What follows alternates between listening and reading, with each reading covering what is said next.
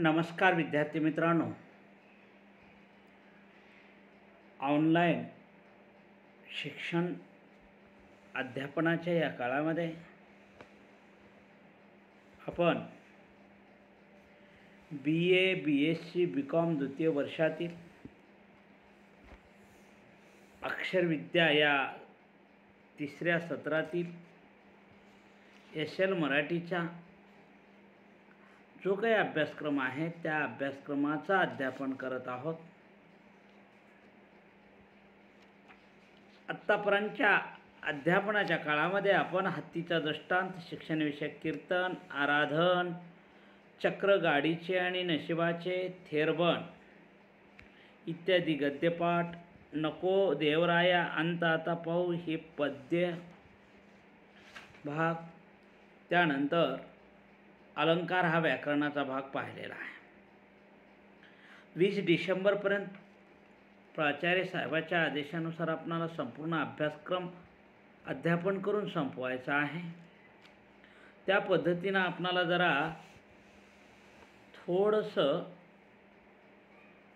लवकर संपूर्ण सिलेबस संपवण्याचा प्रयत्न करावयाचा आहे.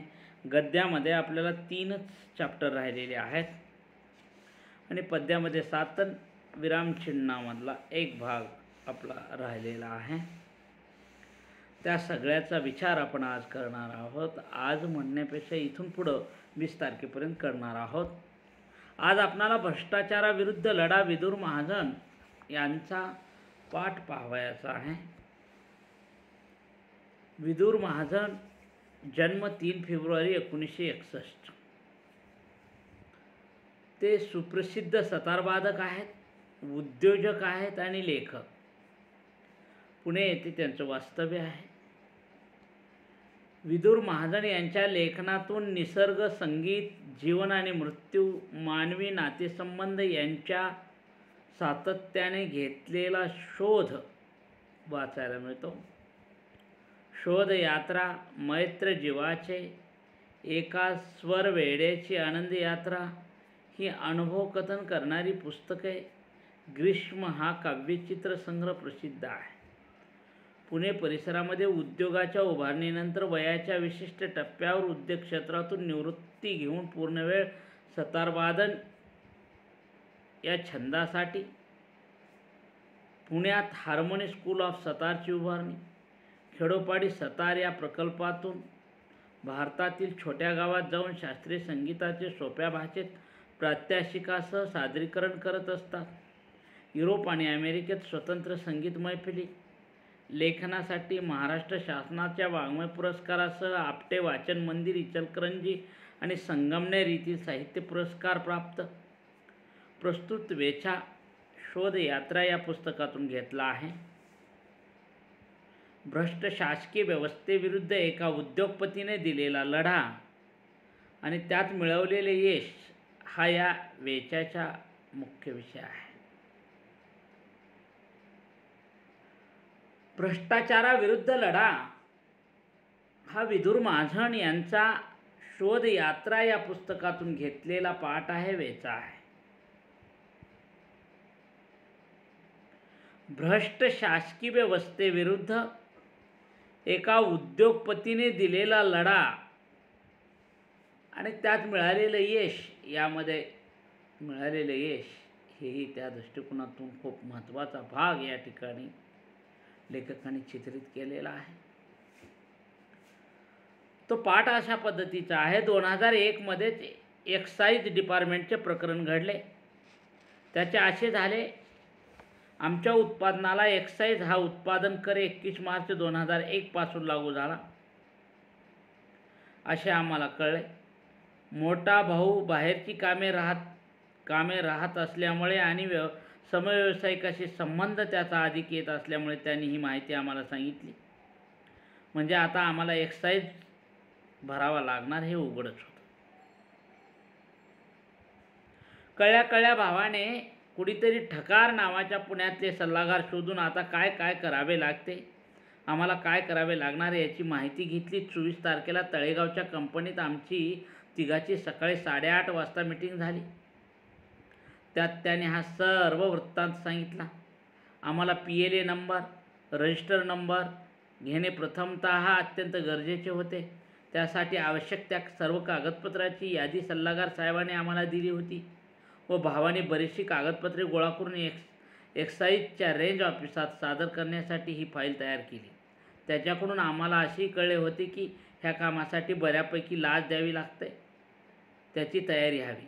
26 तारखेला कान्ह्याच्या कंपनीत सर्व स्टाफसह आता आपणास एक्साईज लागू झाला आहे, त्यामुळे कामात काय बदल करावे लागतील याविषयी एक बैठक आम्ही घेतली.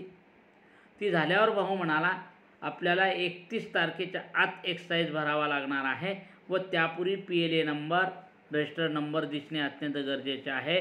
दर महिन्याच्या उत्पन्नावरचा कर पुढील महिन्याच्या 10 तारखेच्या आत भरायचा असतो, पण मार्च हा वर्षाअखेरीचा महिना असल्यामुळे 31 तारखेचा कर देखील 31 तारखेलाच भरावा लागतो, अन्यथा आपल्याला दंड होईल व नवे आर्थिक वर्ष सुरू झाल्यावर माल पाठवता येणार नाही. हे एका उद्योगपतीने एका कंपनीमध्ये जो काही कारभार चालवलेला आहे तो कारभार, कारण कंपनी म्हटल्यानंतर माल तयार करणे आणि ते विक्री करणे हे कामच असतं. आणि 2001 मध्ये यांना एक्साईज डिपार्टमेंटचे प्रकरण घडले आणि एक्साईज हा उत्पन्नाचा कर 2001 पासून लागू झाला आणि 31 मार्चपर्यंत तो भरावा लागतो. 26 तारखेला भावाने मीटिंग घेतलेली आहे. 24 तारखेला ठकार नावाच्या पुण्यातले सल्लागार शोधून काढून त्यांना संपूर्ण माहिती विचारली. त्यांनी सांगितले की PLA नंबर आणि रजिस्टर नंबर घेणं प्रथमतः गरजेचं आहे, नंतरच कर भरता येईल. त्यासाठी सगळी फाईलीतले कागदपत्र सांगितले. तशी भावाने कागदपत्र तयार केलेली होती आणि 26 तारखेला हे सगळं प्रकरण मीटिंग घेऊन सर्व स्टाफसह एक्साईज लागू झाल्याबद्दलचं सगळी माहिती त्यांना सांगितली. 31 तारखेच्या आत एक्साईज भरावा लागणार आहे आणि त्याच्या अगोदर PLA नंबर आणि रजिस्टर नंबर असणं गरजेचं आहे. दर महिन्याच्या उत्पन्नावरचा कर पुढील महिन्याच्या 10 तारखेच्या आत भरायचा असतो, पण मार्च हा वर्षाच्या अखेरचा महिना आहे.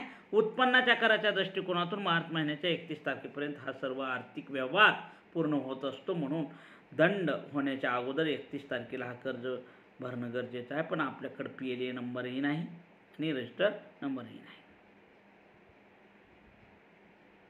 भाऊ विदुर महाजन लेखकाला म्हणाले, फाईल तयार आहे पण लाच द्यावी लागणार आहे. तुला मान्य नसेल तर तूच फाईल घेऊन देहू रोडच्या ऑफिसात जा आणि काम कर. मी बरं म्हणालो आणि जायचं ठरले. 27 मार्च 2001 रोजी मी ही फाईल घेऊन निघालो. पूर्वी जशी युनियन शब्दाची भीती होती तशी एक्साईज शब्दाची होती. प्रचंड प्रमाणात लाचलुचपत हा प्रकार असतो. शिवाय इन्स्पेक्टरला प्रचंड अधिकार असतात. ते केव्हाही येऊन सर्व रेकॉर्ड तपासू शकतात, उत्पादन बंद करू शकतात, माल पाठवणं बंद करू शकतात. खूप काटेकोरपणे खूप गोष्टी कराव्या लागतात. आता आपली एक्साईज डिपार्टमेंटची गाठ आहे वगैरे. सगळं ऐकून कोणीही प्रथम घाबरून जाईल इतक्या गोष्टी मनात येत होत्या आणि तशा कळल्याही होत्या. मी फाईल घेऊन निघालो. 10:30-11 वाजता देहू रोडच्या एक्साईज ऑफिसात पोहोचलो. तिथे किनारे नावाचे सुप्रिटेंडंट होते आणि नाथ नावाचा इन्स्पेक्टर. माझे काम नाथकडे आहे असे मला कळले. थोड्या वेळाने नाथच्या टेबलासमोर मी बसलो आणि फाईल त्याला दाखवली. त्याला अर्थात परिस्थितीची कल्पना मी द्यायचा प्रश्नच नव्हता. त्याला सारे माहीत होते. मला PLA व रजिस्टर नंबर याची गरज किती आहे वगैरे वगैरे. तो हिंदीत बोलला आणि मला म्हणाला, तुमचा प्रथम संबंध येत आहे आमच्या डिपार्टमेंटशी, म्हणून काही गोष्टी सांगतो तुम्हाला. मी तुमच्या विभागाचा इन्स्पेक्टर आहे. आत्ताच्या कामाचे तुम्हाला 50,000 रुपये द्यावे लागतील. शिवाय माझी दर महिन्याला विजिट असते, त्यावेळीही आपल्याला रेट ठरवून घ्यावा लागेल तुमचा टर्नओव्हर पाहून. मी हे अपेक्षित गृहीत धरलेच होते, पण तरीही इतक्या रोखठोक व इतकी मोठी रक्कम मला अपेक्षित नव्हती. त्याच्या सांगण्यात जराही संकोच नव्हता. मी म्हणालो, तुमचाही माझ्याशी प्रथमच संबंध येत आहे म्हणून सांगतो. मला उत्पादन कर सरकारला भरायचा आहे. काही फसवाफसवी मी करत नाही आणि मी एक पैसाही लाच कुणाला देत नाही, तुम्हालाही देणार नाही. PLA व रजिस्टर नंबर हवा आहे. त्यासाठी काय करायचे ते सांगा आणि तुम्ही काम करणार नसाल तर तसे सांगा. त्याला हे फार अनपेक्षित होते. तो म्हणाला, बसा बाहेर. मी बाहेर गेलो. त्या ऑफिसच्या प्रमुख आणि सुपरिटेंडंट किंद्रे, मी त्यांच्याकडे गेलो. त्यांना भेटलो आणि सांगितले की अहो, नाथांनी माझ्याकडे 50,000 रोख मागितले. माझी फाईल त्यांच्याकडे होती.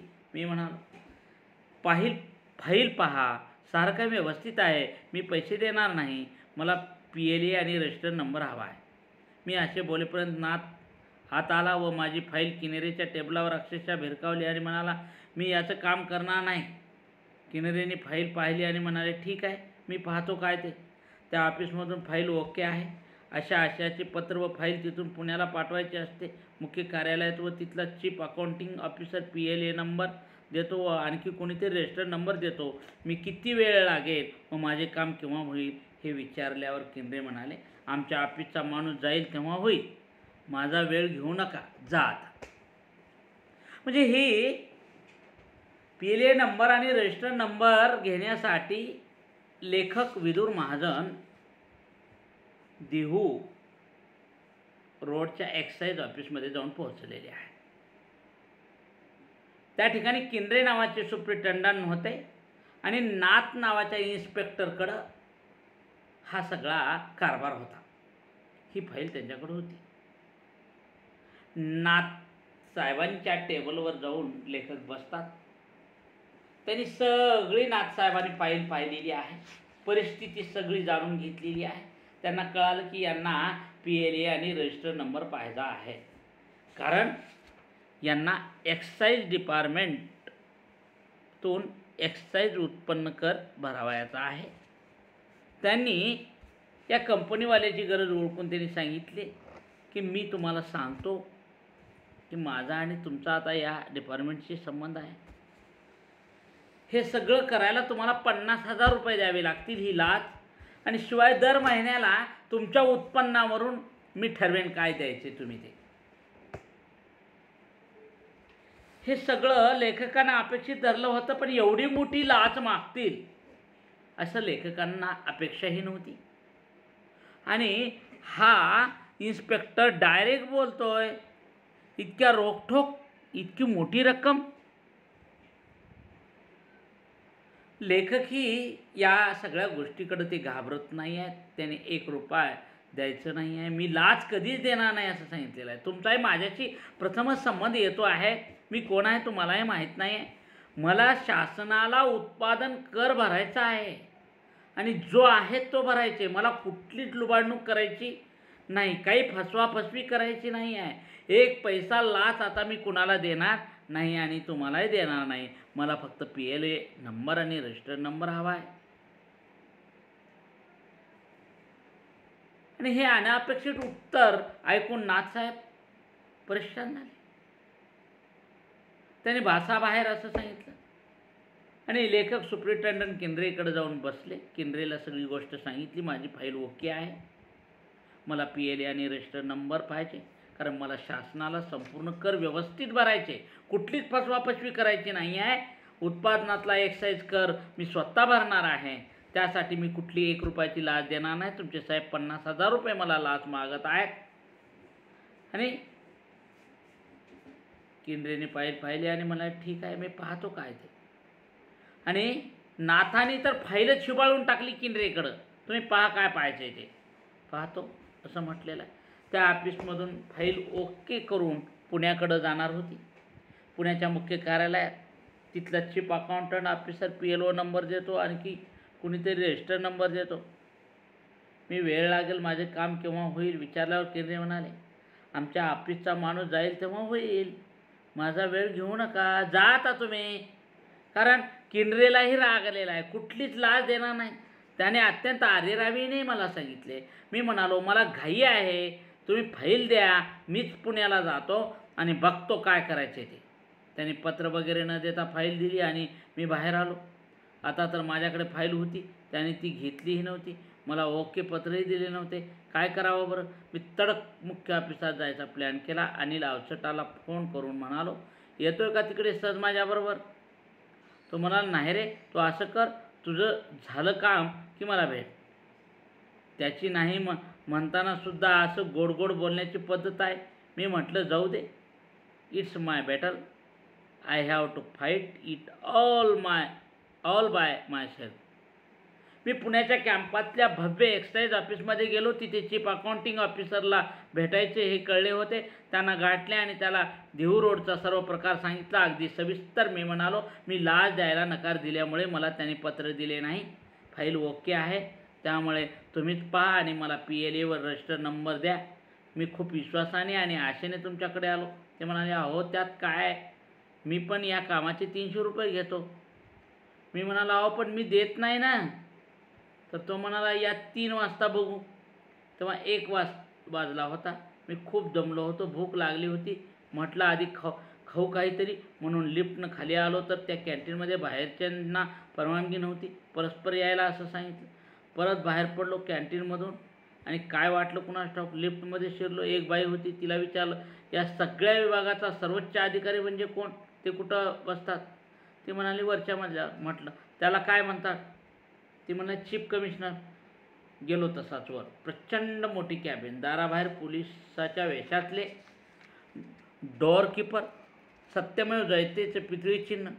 त्या पोलिसाला विचारले तर विचारताच पाठी दिसली. चीफ कमिशनर त्याच्या सेक्रेटरीचे ऑफिस बाहेर होते. तिथं टेलिफोन ऑपरेटर बाई होती. तिच्याकडे गेलो आणि म्हणालो, मला आत्ताच्या आत्ताच चीफ कमिशनरला भेटायचं आहे. प्रसंग कसा आहे बघा. कारण केंद्रे साहेबांनी आणि नाथ साहेबांनी विदुर महाजन यांना रजिस्टर आणि PLA नंबरसाठी त्यांची फाईल चेक करून त्यांना पत्र दिलेलं नाही आहे. लेखकालाही राग येतो. त्यांनी ती तशीच फाईल पुण्याच्या मुख्य ऑफिसामध्ये घेऊन जायसाठी निघालेले आहेत. वाटेत अनिल अवचट मित्र लेखकच आहेत ते पण त्यांना विचारतात. ते म्हणतात, तू जाऊन ये. पुण्याच्या कॅम्पमधल्या भव्य एक्साईज ऑफिसमध्ये जेव्हा गेलो तेव्हा चीफ अकाउंटिंग ऑफिसरला भेटायचं होतं हे कळलं. त्याला गाठलं. देहू रोडवरचा सगळा प्रकार सांगितला. त्या ऑफिसर म्हणाला, ह्यासाठी मी सुद्धा 300 रुपये घेतो, पण मी देत नाही असं सांगितलं. मग या 3 वाजता बघू. आता 3 वाजता बघू म्हटल्यानंतर आता 3 वाजेस्तोवर, आता 1 वाजला होता. 3 वाजेस्तोवर काय करावं म्हणून भूकही लागली होती. म्हणून नाश्ता करण्यासाठी कॅन्टीनकडे आला. पण कॅन्टीनमध्ये बाहेरच्या लोकांना प्रवेश नव्हता. म्हणून तो आता बाहेर निघणार इतक्यात लिफ्टमध्ये असताना त्या बाईला विचारलं, ह्याच्यातला मुख्य साहेब कोणता? चीफ. ती म्हणते, कोण? त्याला काय म्हणतात? तो वरच्या मजल्यावर राहतो, चीफ कमिशनर असं त्यांचं नाव आहे. बाहेर पोलीस राखण करत होते. तितक्यामध्ये दिसलं सत्यमेव जयतेची पितळी चिन्ह त्या पोलीसच्या डोअर कीपरवर होतं. पोलिसाला विचारले तर विचारताच पाठी दिसली की चीफ कमिशनर. आणि त्याच्या सेक्रेटरीचं ऑफिस बाहेर होतं. तिथे टेलिफोन ऑपरेटर बाई होती. तिच्याकडे गेलो आणि म्हणालो, मला आत्ताच्या आत्ताच चीफ कमिशनरला भेटायचं आहे. ती म्हणाली, तुम्ही कोण? अपॉइंटमेंट आहे का? काय काम आहे? मी म्हणालो, मी कोण हा मुद्दा महत्त्वाचा नाही आहे. माझी अपॉइंटमेंटही नाही आणि माझं काम म्हणाल तर तुमच्या रेंज ऑफिसरमधल्या एका जबाबदार अधिकाऱ्याने मला लाच मागितली आहे. त्याविषयी मला चीफ कमिशनरशीच बोलायचं आहे. तुम्ही परवानगी द्या, नाहीतर मी दार ढकलून आत जाईन. उपाशी त्रस्त दडपण असलेला पण उत्तेजित असा माझा स्वर होता. तिला काय वाटले कुणास ठाऊक. तिने आत फोन केला आणि एका मिनिटात मला आत बोलावणे आले. प्रचंड मोठ्या कॅबिनमध्ये चौधुरी नावाचे IRS ऑफिसर बसले होते. मी अक्षरशः दबून गेलो. नंतर कळलं, देशात आर्थिक बाबतीत सर्वोच्च व्यक्ती अर्थमंत्री, त्या खालोखाल चेअरमन सेंट्रल एक्साईज बोर्ड आणि त्या खालोखाल CC म्हणजेच माझ्यासमोर होते ते. म्हणजे देशातली आर्थिक परिस्थिती, आर्थिक बाबतीत सर्वोच्च व्यक्ती अर्थमंत्री असतो, त्याच्यानंतर चेअरमन असतो, त्याच्यानंतर हे सेंट्रल एक्साईज बोर्ड आणि त्या खालोखाल CC म्हणजे माझ्यासमोर ते CC चीफ कमिशनर. मी गेलो. त्यांना म्हणालो, सर मी एक सतारवादक आहे आणि एक लघु उद्योग. आम्हाला उत्पादन शुल्क लागू झाले आहे. मला सरकारला प्रामाणिकपणे कर भरायचा आहे, प्रामाणिकपणे काम करायचं आहे, मला सरकारला पैसे द्यायचे आहेत, त्यासाठी PLAवर रजिस्टर नंबर हवा आहे. आणि माझ्याच्यानं पुढं बोलवणार. डोळ्यात पाणी आले होते माझ्या. ते म्हणाले, तुम्ही शांत व्हा, पाणी प्या. त्या पोलिसाला बोलावून त्याने मला चहा मागवला. म्हणाले, चहा प्या, शांत झालात की मला सांगा काय ते. मी सॉरी म्हणून चहाचा घोट घेतला आणि स्वतःला सावरले. देहू रोडच्या आणि त्यांच्या कार्यालयातला सविस्तर वृत्तांत सांगितला. ते म्हणाले, मला भेटायला कोणी सांगितलं? मी म्हणालो, माझ्या इम्प्लुसने. तुम्ही सर्वोच्च पदाधिकारी आहात असे समजले. तुम्हाला तुमच्या डिपार्टमेंटमध्ये काय होते, एका सामान्य माणसाला एक्साईज डिपार्टमेंटशी संबंध आल्यावर काय अनुभव येतो हे तुम्हाला माहिती हवे असे मला वाटले, म्हणून मी तुमच्याकडे आलो. तुमच्या इमारतीमधल्या चीफ अकाउंटिंग ऑफिसरनेही पैसे मागितले, म्हणून मी तुमच्याकडे आलो. त्यांनी सारं ऐकून घेतलं शांतपणे. मग म्हणाले, तुमच्यापुढं 2 पर्याय आहेत. एक, लेखी तक्रार द्या. म्हटलं, दुसरा? ते असंच म्हणा, घरी जा आणि सतार वाजवा. मी करतो काय करायचं ते, माझ्यावर विश्वास ठेवा. आणि आणखी एक, मी तुमचा नौकर आहे. सकाळी 9 ते 5 या वेळेत दारावर थाप न मारता आत यायचा तुमचा हक्क आहे. केव्हाही या.